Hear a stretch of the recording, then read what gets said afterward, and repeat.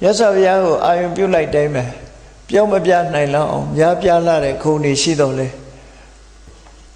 အရဟံဆိုတဲ့စကားလုံးလေးတစ်ခုကိုကြည့်လိုက်စကားလုံးလေး၃လုံးပဲရှိတယ်အဲ့ဒီအရဟံဆိုတဲ့စကားလုံးကိုကြည့်လိုက်မယ်ဆိုရင်အရဟလို့ဆိုလို့ရှိရင်ရဟဆိုတာစိတ်ကြွယ်ရာအဆိုတာမရှိဘူးစိတ်ကြွယ်ရာလို့သတ်မှတ်တာကိုသူ့မှာမရှိဘူးအဲ့တော့စိတ်ကြွယ်ရာလုတ်တယ်ဆိုတာမရှိဘူးဆိုတော့လုံးဝဖြူစင်တယ်လုံးဝတန်ရှင်းစင်ကြယ်တဲ့ပုဂ္ဂိုလ်များဆိုတာထင်ရှားတယ်ပေါ့ဒီလိုဆိုလိုတာနော်မြတ်စွာဘုရားမှာဒီစိတ်ကြွယ်ရာမှာမကောင်းမှုလုံလောက်အောင်ကိုပဲသူ့မှာကိလေသာဆိုတာမရှိတော့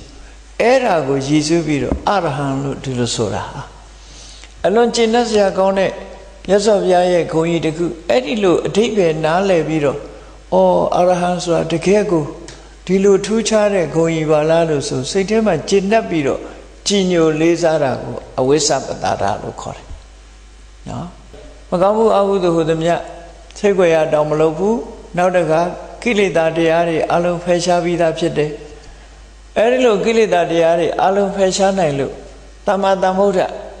လောကမှာသိเสียရှိတဲ့အမှန်တရားတွေကိုကိုယ်ပိုင်ဉာဏ်ဖြင့်သိတယ်ကိုယ်ပိုင်ဉာဏ်ဖြင့်သိလို့ဝိဇ္ဇာစရဏတမ္ပနော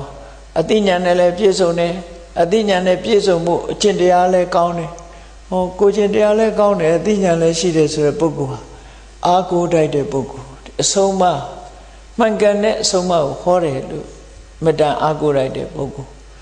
သူကတော့ကိုယ်ကိုယ်တိုင်ကျင့်သုံးပြီးတော့ပေါက်ရောက်သွားတယ်အောင်မြင်သွားတယ်အပြောသက်မဟုတ်ဘူးအောင်မြင်ပေါက်ရောက်ပြီးသားပုဂ္ဂိုလ်ဖြစ်တယ်ဒါကြောင့်အတိနဲ့ပတ်သက်လာလို့ရှင်လောကဝိတုလောကအကြောင်းကိုအကုန်သိတယ်လူတယောက်ရဲ့အကြောင်းကိုလည်းပဲရသော်ဘုရားဟာသိခြင်းလို့ကြည်လိုက်တာနဲ့တပြိုင်နက်လူရဲ့စိတ်ကိုဒီအမျိုးပေါင်း16မျိုးခွဲခြားပြီးတော့သိနိုင်တယ်စိတ်တ ानु ပဒနာအခါမှာကြည့်ပဲဆိုရင်တာရာဂစိတ်တို့ဝိတရာဂစိတ်နဲ့အဲ့ဒါလို့အမျိုးပေါင်း16ခုရှိတယ်လူတယောက်ကိုရသော်ဘုရားတရားဟောတော့မယ်ဆိုလို့ရှိရင်ဘလောက်ပဲများတဲ့ပရိသတ်ပဲဖြစ်ဖြစ်အဲ့ဒီပရိသတ်ထဲမှာပါတဲ့ပုဂ္ဂိုလ်ရဲ့စိတ်နေသဘောထားတွေကိုအကုန်လုံးမြတ်စွာဘုရားသိချင်တဲ့ပုဂ္ဂိုလ်ရဲ့စိတ်နှလုံးသားကိုဖောက်ထွင်းပြီးတော့သိနိုင်စွမ်းရှိတယ်ပေါ့လောကဝိတုလောကအကြောင်းသိတယ်ပေါ့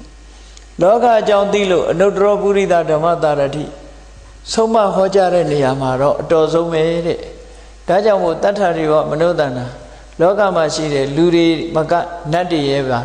ခေါင်းဆောင်ဆရာကြီးဖြစ်တယ်ဘုရားသစ္စာလေးပါးကိုသိအောင်ပြောပြနိုင်တယ်ဘဂဝါဘုံကံပါရမီနဲ့လည်းပြည့်စုံတဲ့ပုဂ္ဂိုလ်များဖြစ်တယ်လို့ဒီအရေးချင်းတွေဟာတာမန်ပုဂ္ဂိုလ်တွေရတဲ့အရေးချင်းမဟုတ်ဘူးဖះလို့ဆိုတဲ့ပုဂ္ဂိုလ်တွေဟာဒီအရေးချင်းရှိရလားလို့ဆိုတာစစ်ဆေးဖို့လိုတယ်ပေါ့ဒီအရေးချင်းမရှိဘဲနဲ့ဖះဆိုတာမဖြစ်ဘူး